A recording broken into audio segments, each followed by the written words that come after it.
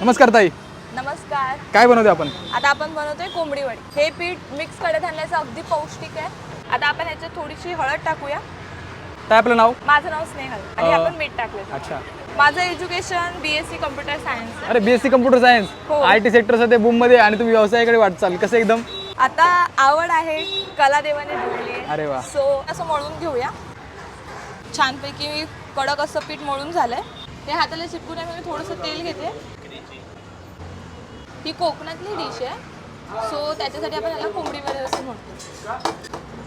आपला वडा थापून झालाय. आता आपण ह्याला गरम तेलात छान अशा प्रकारे आपला एक छानसा टमटमीत असा कोंबडी वडा फुगलेलं आहे. फुगलेला आहे आणि ह्याला काढून ठेवायचं. अरे वा. अशा प्रकारे आपली कोंबडी वडी थाळी रेडी. रेडी आहे. वा वा वा वा जबरदस्त. ट्राय करूया.